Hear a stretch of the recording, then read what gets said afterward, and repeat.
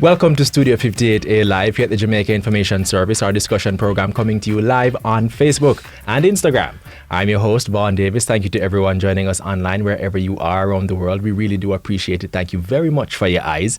And like how we have your attention, do us a favor, and the same favor we ask every single time. Share this video with a friend or 2 or 500 so we can have a very lively discussion. And as you watch, remember to send in your questions and your comments so we can put them to our guest.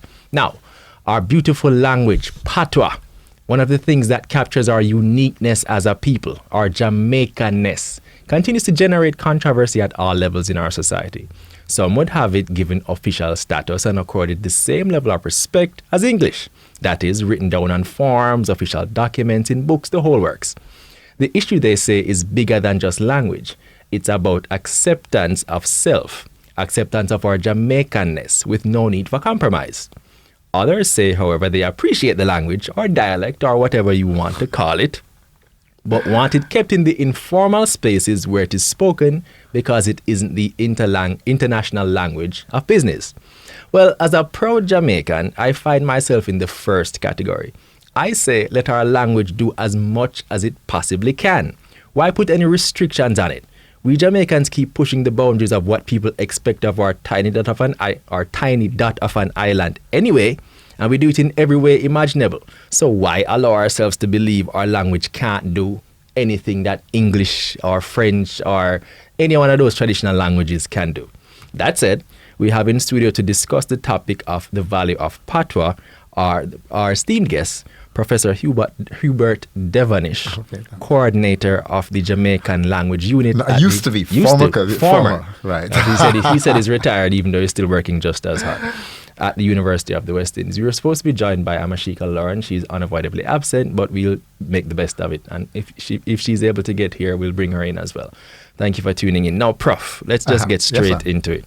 Why don't people want to treat Patois as equal? What are the arguments against it? The arguments against it are that people feel that if you do this Patois thing, it push out English, right? So even the Prime Minister said that his main worry is that if you promote the Jamaican language, which is what I call it rather than Patois, that is going to mean no English, because you see, people are accustomed to like countries like Britain and the United States, where most people are monolingual. They only talk one language.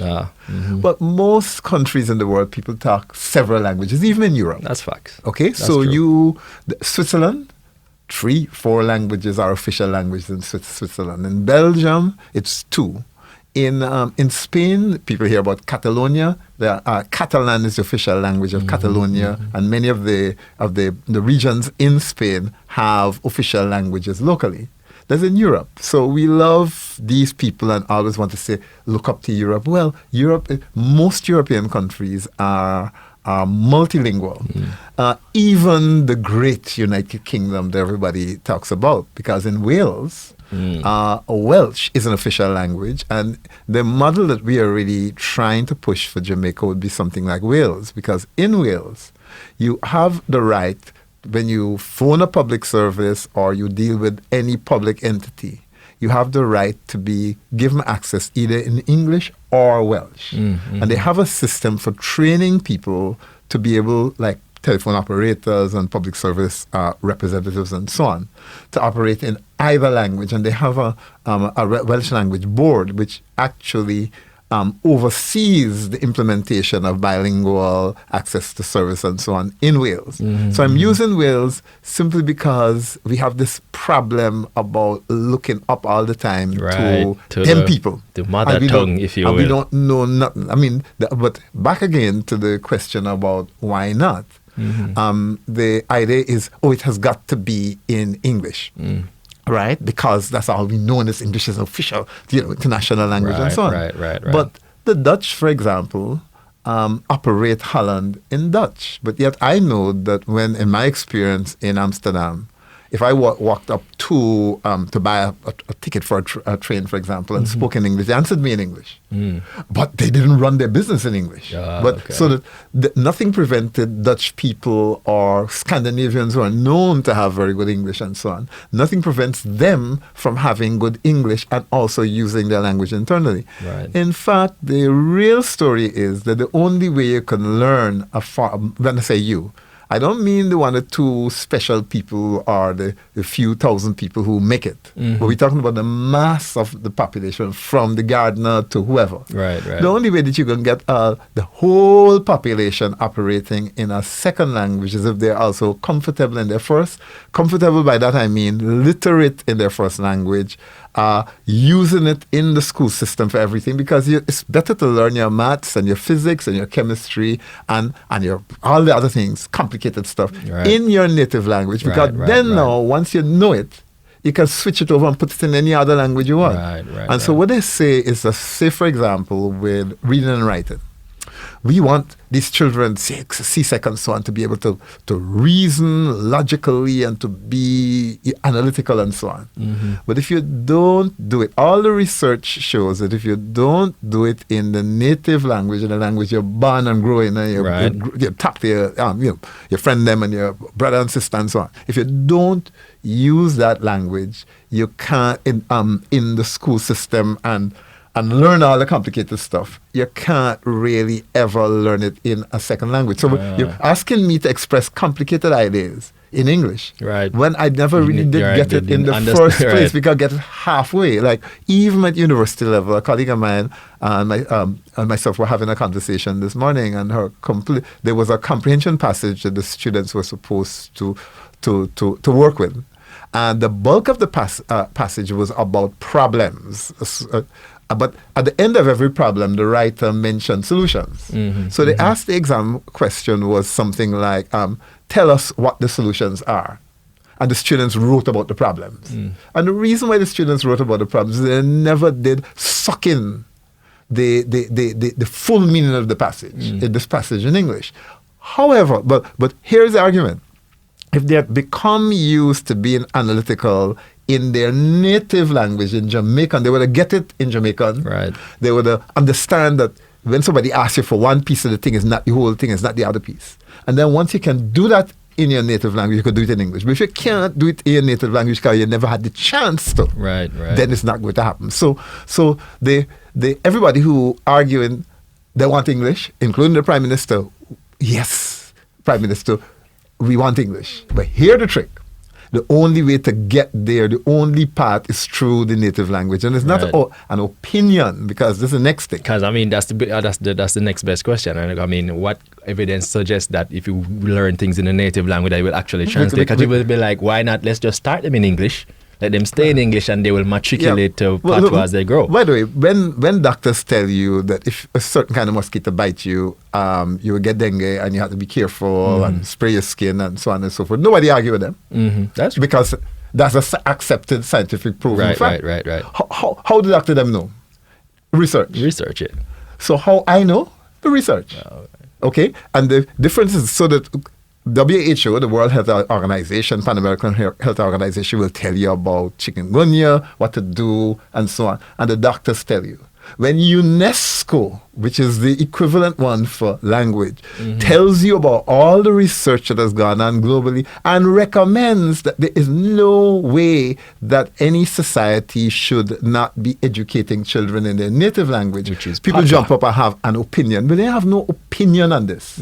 Just like the doctors say based on the scientific opinion in their community, we say in the scientific community in linguistics. So that's why we had 120 signatures of linguists and all of that as part of the campaign, because the most famous linguist in the world, he's also, by the way, a kind of well-known political scientist, Noam Chomsky. Chomsky was one of the signatories to a newspaper petition calling on the Jamaican government to grant official status to Jamaican alongside English. And so were a whole set of other very distinguished academics and so on, Geneva Smitherman and so on, every country in the world. So no, had it been a set of medical people or engineers who had signed that thing, people would say yes. People just accept it wholesale and be like, all right, go through. But everybody is an expert on language because them talk it. Yeah, right? That's true. And them grandmother, and they went to school, and the teacher, but the teacher,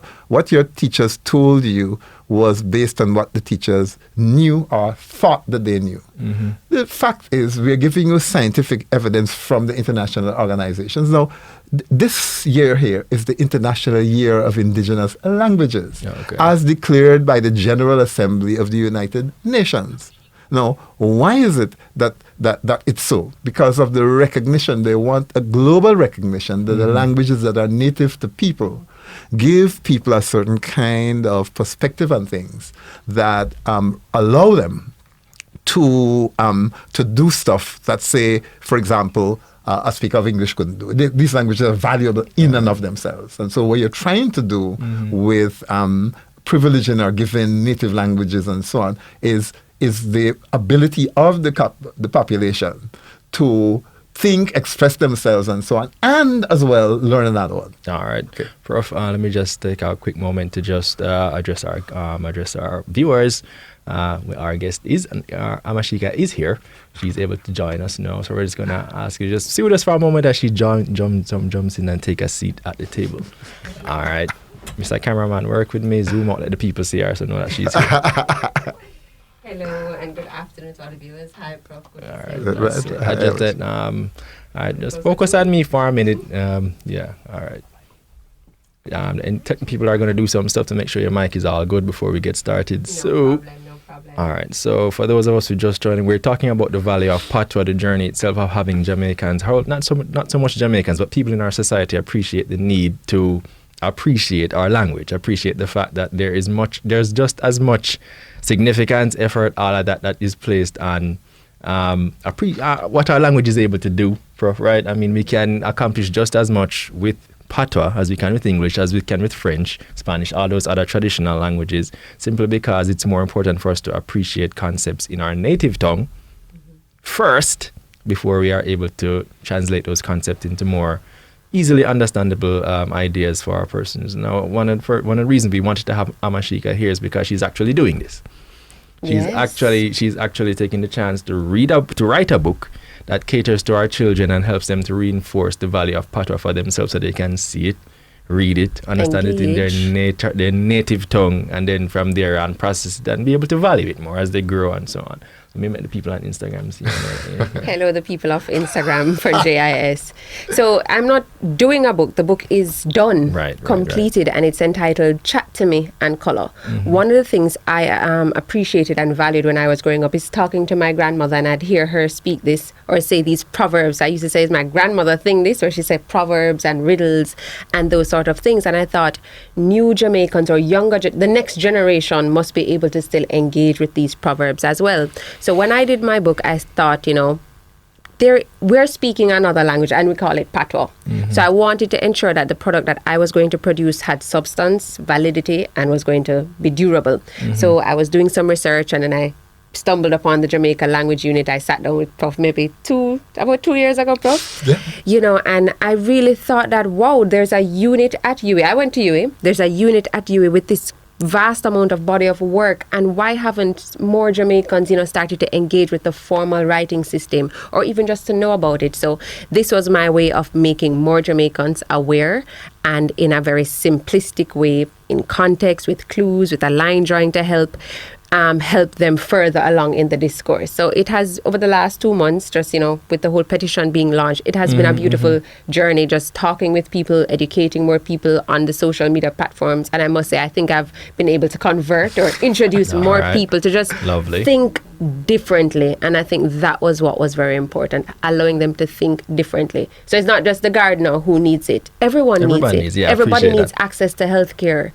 Everyone needs access to all government services. We're all paying taxes. So why is it that it's only good enough for when certain people are campaigning or on the campaign trail and you put on a particular hat that has certain sayings and that sort of thing, but in Gordon House we don't say a summary of the speeches from the MPs in Patois? Why is that not done? Wouldn't that help to bring more people into the fold? So there are a couple of things that we need to we need to do in terms of the discourse on Jamaican or Patois. And I think this these last 2.5 months were a good part of that discourse. So, Prof, I imagine that you must be satisfied when you see persons like Amashika making the effort to really give our language pride of place and making it marketable for, I mean, I guess not so much marketable, but just making it comprehensible and just packaging it nice and in a way that looks more formal and, you know, just as formal as books in English, books in all the other traditional languages. Because I mean, I think that's where you guys would like to get to, or that's the long-term vision. I mean, go into more detail where that is concerned. Yeah, because what happened to me overall life, but I was just mentioning I was here since 1979, what has been that the only time I have been approached, or up until recently, the only time that I was approached as a linguist to do things like explain the language issue to the public and so on has been when the foreign news, you know, and you know, basically BBC and them kinds of people will come on PBS and so on. And it's really been, the change has been very recent, where the local media finally, through the years, local media would normally, when they have a Patois English cuss out, they would create a dog fight. They would invite me to the studio and find some old conservative person on the other side and have a quarrel. Right. And that was how. Yeah, you tend to see that happening quite often. So-called Patois English debate. Right. But as I was mentioning, the problem with it is that when a doctor is telling you that it's dengue time and you must watch your mosquitoes and spray your skin, they don't bring a Obia man who come and say that dengue don't exist, argue against it, or whatever it is. They accept somehow or other that the medical doctor knows something. His authority on the issue. Right, but as I was mentioning before you came, that when the medics do their stuff with World Health Organization backing and so on, that's fine. When we do our stuff with UNESCO backing, which is our international organization, and we have International Year of Indigenous Languages, people want to have an opinion, an uninformed opinion on the other side, because them chat language and therefore them know. But sorry, Prof, to play devil's advocate, I guess, if I speak the language, I do feel like it, not even so much just because I speak the language, but because, as I said, this is part of our essential Jamaican. So you feel a certain level of ownership, a certain level of, I guess it's more than appreciation. You just really, you love your language, so you want to have an opinion on how it's interpreted and understood and that kind of thing. So when that comes, you kind of be like, oh yeah, Patois, all right, but that's for us. That's for us to speak in our informal circles, and just because it's ours, I don't know. I guess that's the argument that maybe it's not necessarily the bit, Right, but what the beauty of it is that, yes, we have to have a discussion about it and we have to argue about it, because that's the only way we're going to move forward. And part of this is where the Amashika type work comes in, because the academic linguists like me, you could go and talk. That is true. So from that is very true. Until such time as somebody see a coloring book, or see or hear something and say, when the Bible Society of the West Indies did the translation of the New Testament, that is something, because up until now, they would say that Bible can't translate in Patois. It legitimizes the discussion. It gives you ammunition. Argument done on that one. Yeah. Right. And not only that, the New Testament was done in the standard writing system, the Cassidy. So argument done on that too. So it's really very important for the users of the language, the people who live it, right, who are not professional linguists like ourselves, to say, okay, it's our responsibility now to do the coloring books, write the storybooks, do the translations of Grimm's fairy tale, etc., so that while other people are arguing, you're doing. And I think this is the part of what we have tried to do, and the collaboration with Amashika was along those lines, to say, we're so glad that somebody wanted to do it. Because it's more in terms of his authority on it, in terms of academics and scholarship. They would have done all of the literature, the background work, so it's now time for us to apply it. And as you mentioned earlier about having authority and people feeling that they own the language, then why aren't you embracing the standardization of the language? You're already speaking it. So if a foreigner comes, or if you're going abroad, you will teach them how to write one way, I will teach them how to write another way, and each of them think, but I learned from a person who told me they were Jamaican. So we need to form, if we really I suppose you are. You do make that's a very you valid have point. to standardize it, just like English. We have the American English and we have the British English. That's just a part of life. But there is a way to standardize language, and that is all that we're trying to do so that it benefits more Jamaicans. We're not saying discard of English altogether, because we do engage with English as well. So a lot of people have their opinions and they feel like they're all of a sudden linguists and they know languages. When these debates happen, we have to follow the people who have been the academics and the people who have scholarship on the subject matter to guide. That's all I've been saying. Let me stick up in real quick. Question online from Candice Christine. Thank you for your question, Candice. She's asking, what feedback have you received about the impact of your Patois book on children, aka depicting them? It has been lovely. I've tested it with primary school students, prep school students, persons even abroad, especially persons in the diaspora, and they have been loving it.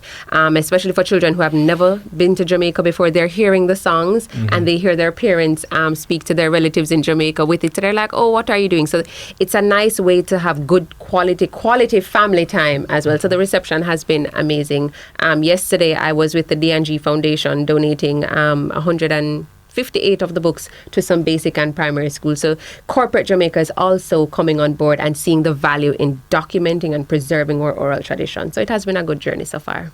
All right, so Prof, can you give me an idea of what the struggle has been like? I mean, to get to this point. Yeah, to get to, because I mean, I admittedly there's still a lot more work left to be done, because I mean, there are many traditionalists who believe, for example, grew up under the English academic system, who appreciate the value of English as the language of commerce and language of business, etc., etc., etc. And they think we're backward for wanting to put Patois or Jamaican you know, I mean, forward. inevitably, there are a whole host of sociological reasons why we treat our language the way we do. But I mean, in order for persons like you who are making the effort to legitimize it and put it in the same spaces as English and all those traditional languages, what has the journey been like? You know what I mean? What challenges have you faced today? Well, I think when I came to Jamaica, because I am Guyanese, but which is almost, you know, I suppose it's a bit of an indictment when you think about that, like a Guyanese person coming to Jamaica to make us appreciate Patois. But hey, let's talk about that another time. All right, keep going. No, but well, the connection is this, that the thesis that I did was on the use of Guyanese Creole, we call it Creolese, in radio news broadcasting. That was what my thesis was on. So coming to Jamaica and taking the position, I was into that from my own situation, and really it just so happened that I ended up here for all kinds of complicated reasons, right? But the people in Guyana, as I was mentioning earlier, the University of Guyana, people I'm in contact with now, they're very into looking at what's happening in Jamaica and saying that Jamaica is so far ahead of where they are. I smile because, of course, when I left Guyana back in the 70s, I think we were a lot further ahead, but things changed, right? I come to Jamaica, and in fact, the first time I did anything public was the first year I taught a course called Language Planning, and the students did an exhibition with road signs in Jamaica, alphabet cards. I think there might have been even a Bible translation. One of the students was, he used to buy and sell, car parts in Miami, and he developed a word list for the Jamaican car part terms, right? Okay. Like upcap and them kind of things, so, right? All right. And so on. And so we had that kind, and then we had a translation of a comic strip, a cowboy comic strip in the exhibition. And what happened was that the children who visited the exhibition, this is back in 1984, they read it. They came, watched this cowboy comic. And they read it right through, giggling and laughing as they went along, thing and so on and so on. Because they were recognizing they couldn't read, the usual thing. It looks strange. It doesn't look like English. And then within a couple of minutes, they get it and they read the whole comic strip to the end.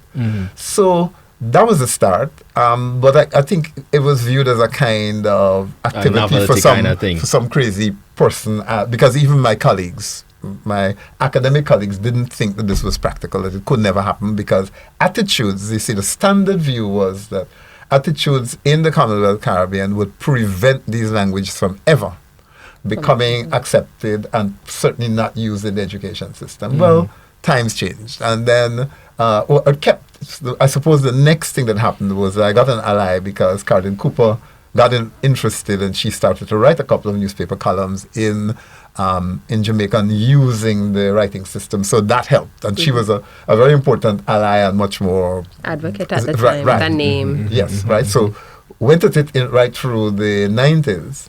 But then I suppose just skipping stuff, what made the big change was that in 2001, when there was the Charter of Rights to the Constitution being discussed in Parliament, there was a constitutional committee, right? What they call a joint select committee of Parliament, looking at this Charter of Rights. And one of the members of the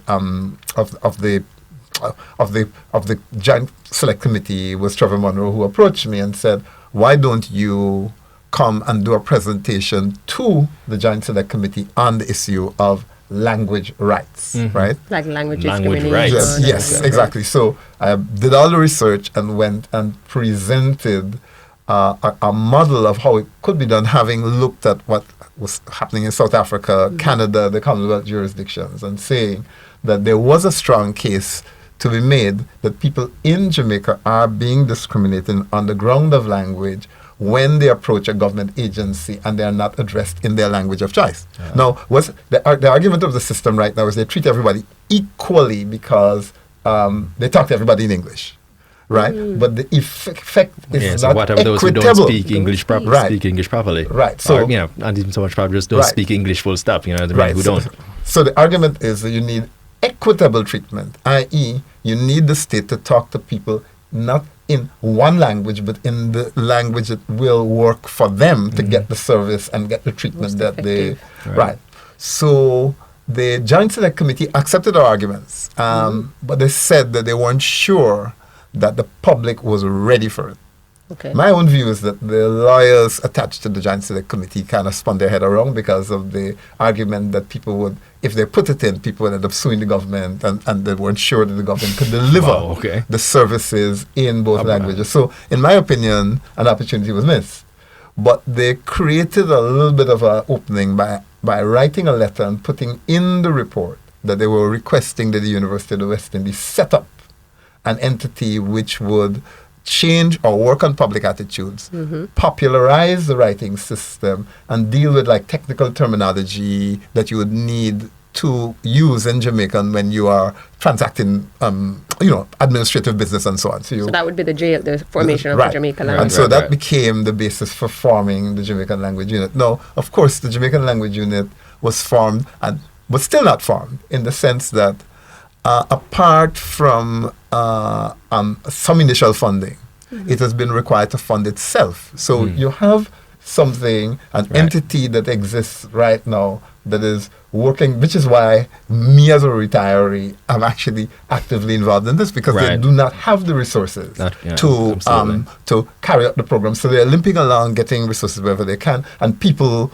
doing their regular job and then having this how it was done. I mean, I was a coordinator. Quite a bit of a strain. Right, and so on. You're doing all kinds of other things running around. So what happened is the JLU, nevertheless, in spite of that, became the entity that started to advocate, produced a handbook, how to write the Jamaican language, which was one of the things that really, to popularize, to move it beyond the academic and so on. Let me just put a plug. So if any Jamaican or any person is interested in purchasing a copy of that book, it is sold at the JLU Jamaican Language Unit. And it has a CD, that old book, How to Write Jamaican. Right. And so it also comes with a CD, so anybody can pick it up and just start the process of teaching themselves. Like how you teach yourself Spanish, you can do that as well. Let me stick a bit of a pin here. We have a question online from Audley Nain. A curious question, but let me read it all the same. It says, this prof who is telling Jamaica to talk Patois, I'm listening to him speak and he's not speaking it.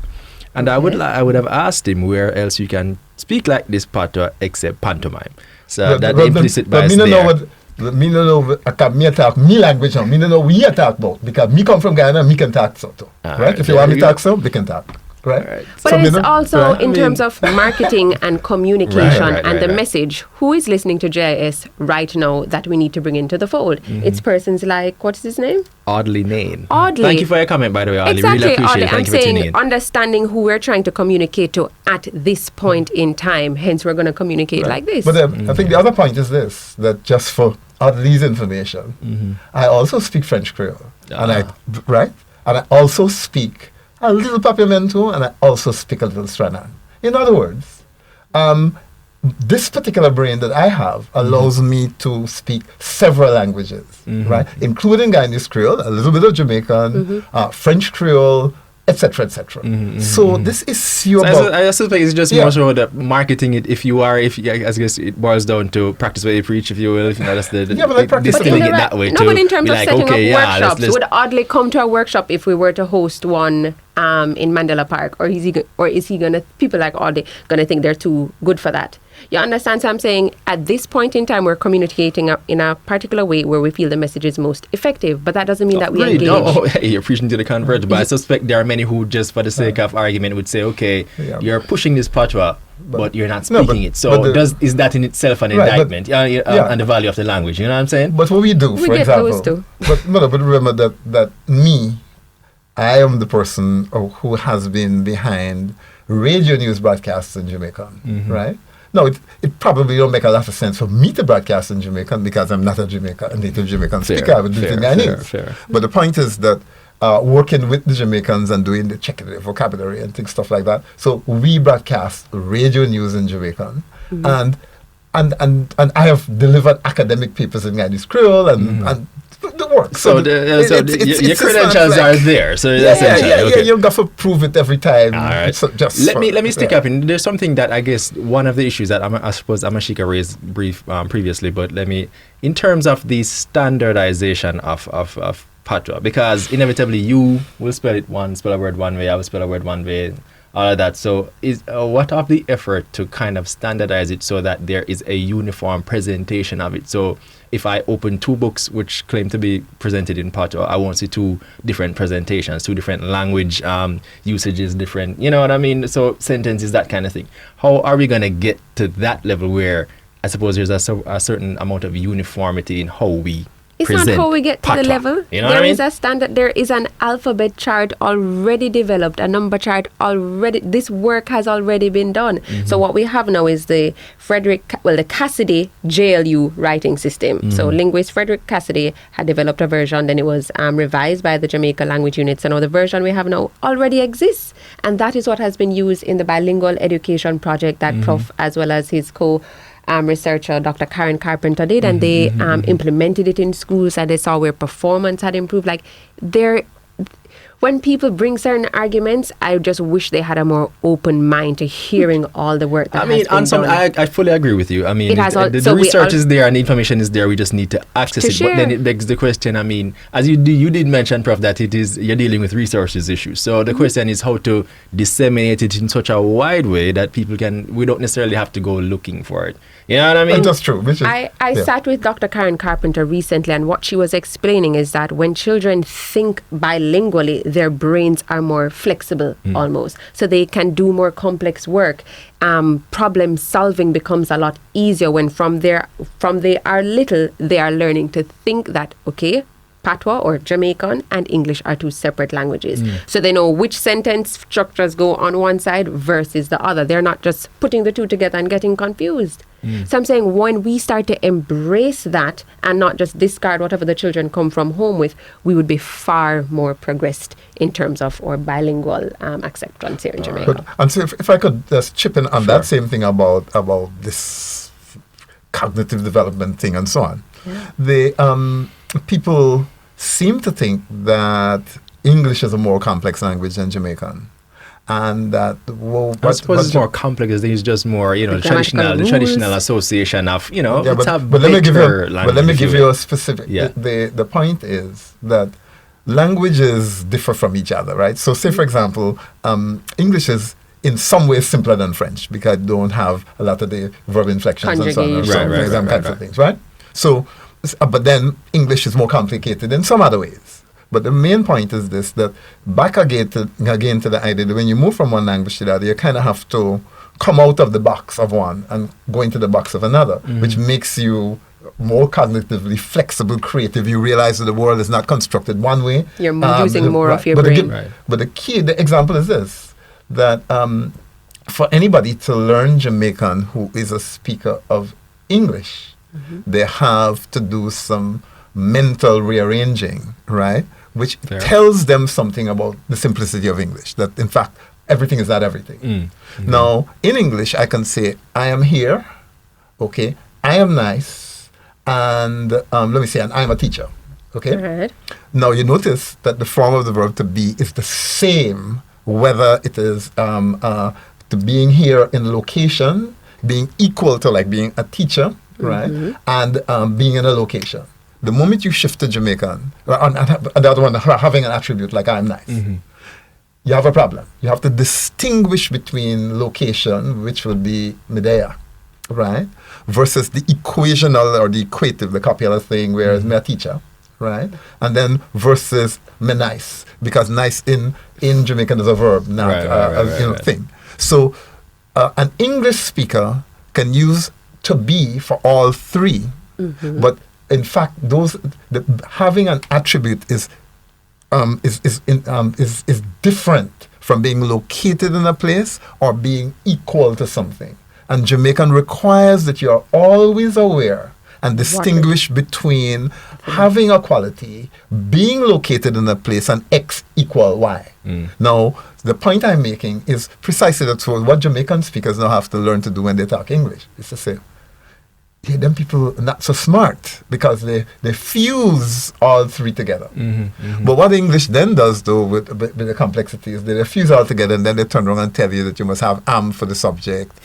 So I am, you are, etc., etc. So you change it that way. But the point is, so that's an example of how by moving from one language to the other, you realize that, some people see having a quality and see being located in the place and see X equal Y as the same. And yet there are other people like us who say, but these things are different and we have to mark them differently. And that is so when you move now from that into dealing with logic or dealing with physics and chemistry, you suddenly realize that mental flexibility that comes from speaking more than one language is perfect. And so why, if you live in a bilingual country, you'd want to kill one thing and say Patois to laugh and chat with your friends, and you miss the opportunity in physics and mathematics where those distinctions are important, and in logic and so on. Why you want to miss it? Why would anybody want to throw it away? You're preaching to the conversion over here. Let me just take some time to show some love to those persons who are tuning in online. Tatleen, who says she's watching from London. Okay. Appreciate that very much, Tatleen. Thank you very much. My books are coming to London soon too. So, Amashika says you can look out for a book in short order. What's the name of your, tell the name of your book again for those. So it's Chat to. So Chat spelled CHAT, TU for to, MI for me, and Color, COLOUR. So they're coming to London soon. Give us an idea of what exactly the book, what's the format of the book? Okay, so my book entails 20 line drawings, because that's the whole coloring and entertainment aspect of it. And all the left-hand pages will have a proverb, a riddle, or a ring game. So we'll break it down how it's in the Chaka Chaka writing system, then the official standardized way of writing it, and then it will explain the meaning or the answer to the riddle. So it's suitable for both adults and children. A lot of persons in the diaspora love it, as I said, because they haven't been home in a while. So it's like a piece of home. So they use it as a coffee table book. The children are just coloring away. They're seeing things like Marcus Garvey, sugar cane, pudding being baked on a coal stove, the potholes, because a lot of them wouldn't have driven in rural Jamaica. So they're seeing vehicles go through a pothole and get stuck, and understanding that you need a big vehicle when you're here. So it's just a lot of fun and just nice for relaxation and just entertainment. Details. Somebody, Candice Christine online is asking, is there a website, blog site, or a social media account for the coloring books? I suppose where they can go order it or just get some more information, see a copy, that kind of thing virtually.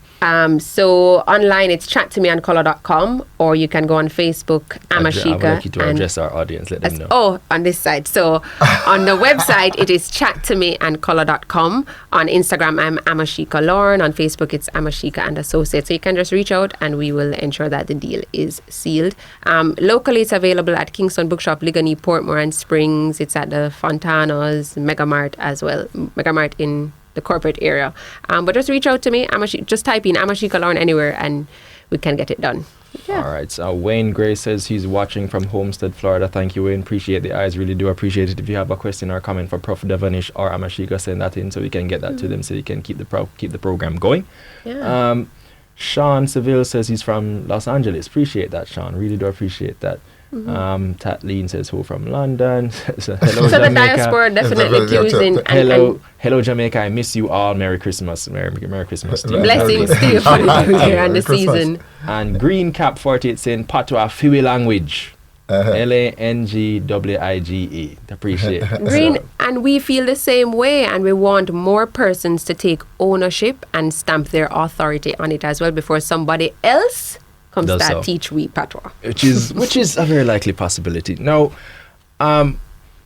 Amashika, what drew you to this project in this first place? Where did this appreciation for, we all love our language. Jamaica is Patois. Like I said, it's part of our essential Jamaican. This is what we speak. We love it. But to take it even further and to take up this cause as one that you want to champion, getting more appreciation for Patois, to put it on the same level as English. Where did that come from in the first place?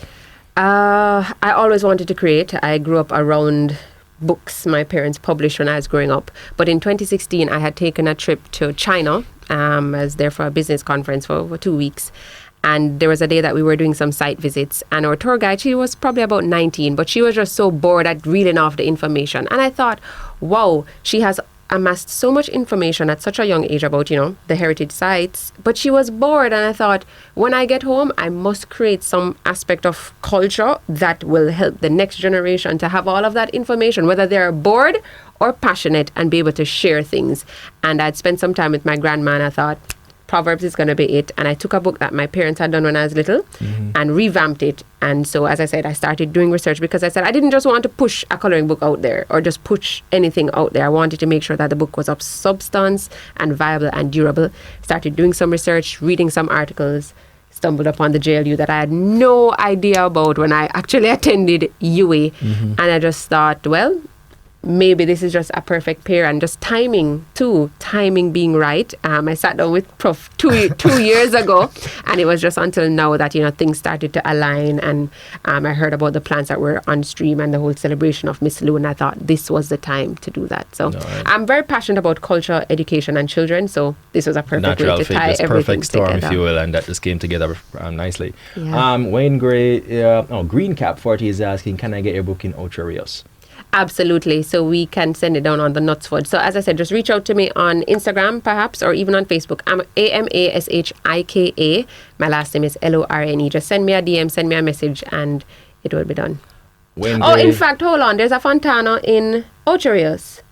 If you say so. Yes, not sure, I believe there's a Fontana in Ocho Rios. So there are copies there as well. Wayne Gray is asking, how can we get it here in Florida?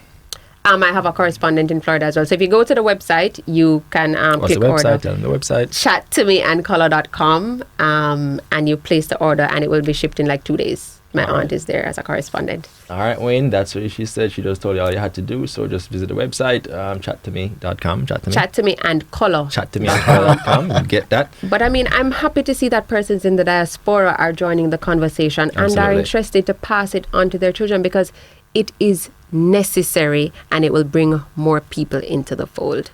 No, Prof. I'm sure you get this all the time. I'm sure, like I said, you've always sat on the opposing end of this with a more traditional type person that says, with this thing, this patrol, this thing, we don't want our children speaking that. They can't go to England and speak that. Now, what would you reel off, I suppose, as your top 10 arguments why people need to move away from this mentality that Patois is not the same, or not of the same standard or quality or caliber of language as English? Just reel them off and let people appreciate what's going on. I think the first argument that I wondered was actually used to me very recently in I went to which was a TVJ for All Angles, and there was a gentleman, an attorney at law, who was there for something before, and who basically provoked me because I was trying to ignore him. Okay. Because I could see from the cut of the jib that his angle and how. But he wasn't talking to me, so I just kind of went into a box and said, all right, I'm gonna just keep it moving, right? But the argument was, and because that he's sure that Karen Cooper doesn't teach her children the Patois.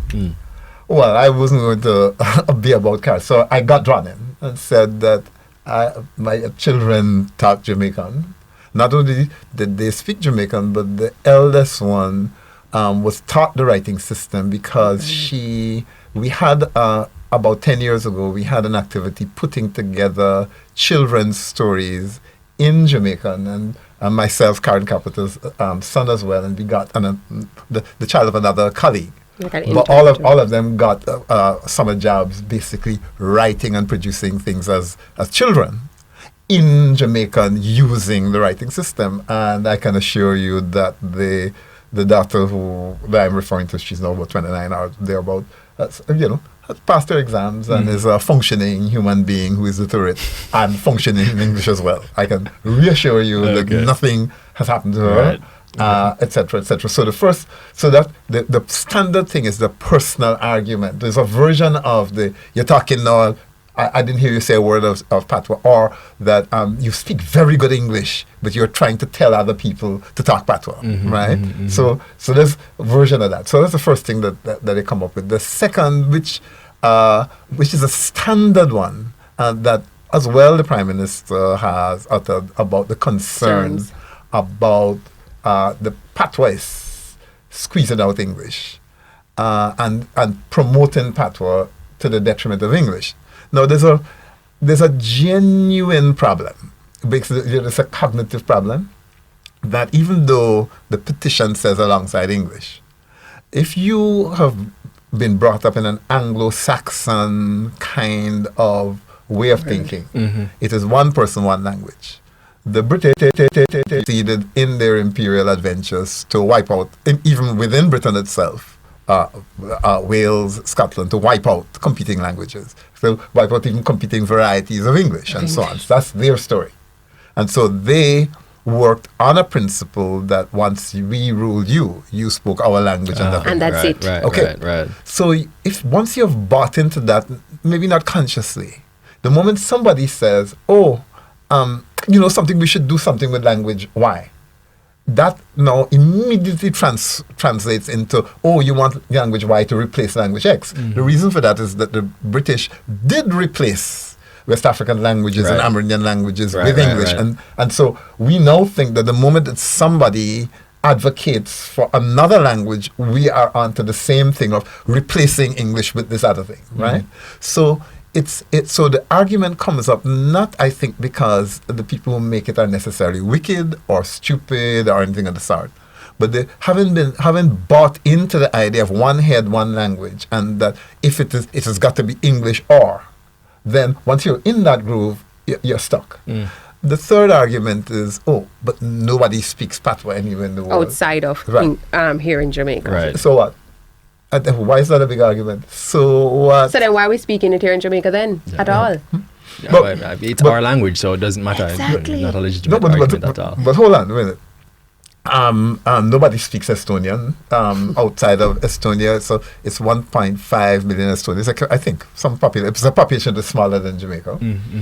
But Estonia, I think they have it's something called PISA, which is an internationally administered test to rank the education systems across 80 countries, right? And so you get the ranking. They administer the test to 15-year-olds randomly selected across each country. Well, Estonia is atop Europe after, I think, Hong Kong, Singapore. Estonia was the next one down line, right? And then immediately after that, Finland. Nobody speaks Finnish outside Finland. Right. But the exams were not administered in Estonian English. They were administered in Estonian. They were not administered in Finland in English, but in Finnish. So why would you, because the reason why I'm mentioning it is that Jamaica is going to do the PISA test in 2021. Now, you don't have to tell me where Jamaica come in, where they're going to be. All right. And I'm saying that apart from the obvious reasons of resources and so on and so forth, the most fundamental reason is going to be that unlike the top ranking countries, the top 20 countries in PISA, all have the tests administered in the native languages of the people. And it so happens that Estonians know English, and it so happens that the Dutch do very well and the Finns do very well in English. But we have a situation where we're going to handicap ourselves in terms of the quality of the education system by having the children tested in a language they don't speak. So the message that I want to drive home all the time is we love the idea of the children developing high levels of competence in English. Unfortunately, if you keep doing the same thing over and over again, you get the same results. Right. UNESCO and every expert in the world, starting with Noam Chomsky, the most famous linguist in the world, say you have to go through the native language. What more is Jamaica waiting for? And even with the UNESCO, they promote that you know your mother tongue or your native language and a national language or regional language, as well as one international language. So you have to go through all of the levels, and it helps you with your competencies. As I said, in terms of your brain development, learning another language doesn't make your brain burst. It's not like, oh my gosh, I'm learning too much, too many Jamaican words, too many English words. I can't take on Mandarin right now. You know, it helps you to develop and be able to do more complex things when you have a proper foundation to learn and navigate. And it's like your mind boom flicking through the languages. I mean, that's boom, as we would say. I'm glad we had them on here. I don't think I need to add anything more to the discussion. As they said, if you learn in your native language, you perform better. It's that simple. It's simple maths. But to perform better in your subject matter, and as well you perform better in the foreign languages or the second languages that you're learning. So for those who love English, join us, because you're not going to get to English except the way that we are proposing, because the experts say so. And not just this expert, but hundreds of experts, everybody who know anything, add that them say. Add that them say. Warrior King Jason says, it's about time we embrace Patois. It's part of our rich culture that others love and even try to imitate. I teach my kids Patois even though they don't live in Jamaica. Look at that. Lovely. Javon 47 McLean just saying hello. Appreciate that, Javon. Thank you for tuning in. Wayne Gray again telling you that he appreciates your book. So I guess you already have a customer. Natisha Smart saying, waving to us. Well, thank you, hello, Natisha. Good afternoon. All right, so like I said, I don't think I need to add anything else to the discussion. And as I was telling Prof earlier as we started our discussion, look, I say let our language do as much as it possibly can. Absolutely. We Jamaicans keep pushing the boundaries of what people expect of our tiny dot of an island every day. Just see this week, last week, Miss World, Jamaica. Tony and Singh from St. Thomas. Exactly. So we don't need anyone else to come out externally to validate our language and say, yes, it's a good language, they can speak it there. No, not because we have our British colonial roots or anything like that. No, we don't need that.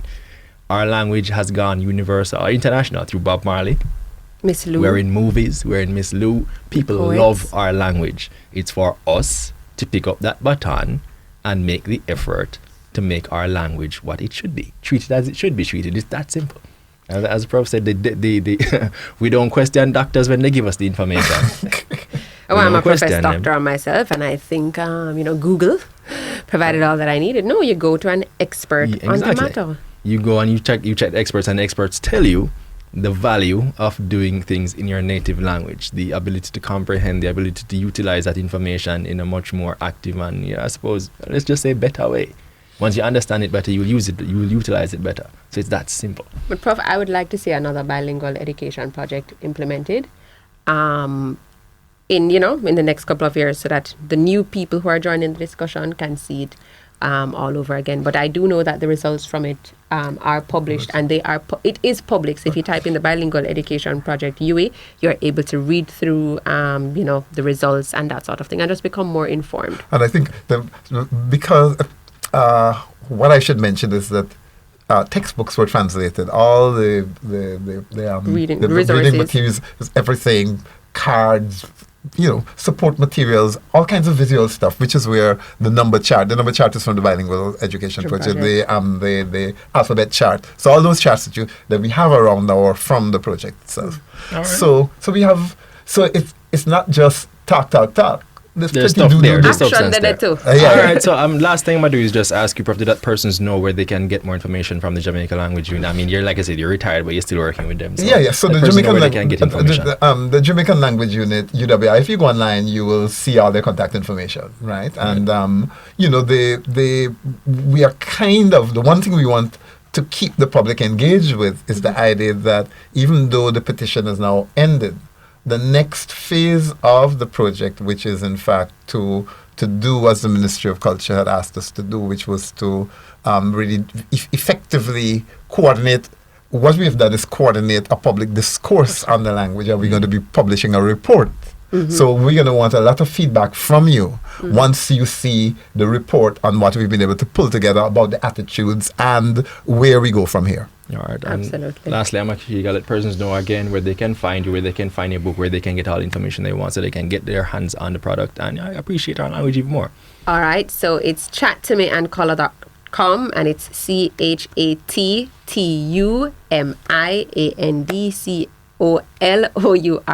So that's chattomeandcolor.com. I'm on Instagram, Facebook, and Twitter, Amashika Lorne. So just reach out and we will make it happen. All right, lovely. With that said, I think it's time for us to wrap. Thank you to everyone who tuned into our discussion. You have something to say, Pop? Or Pop, rather?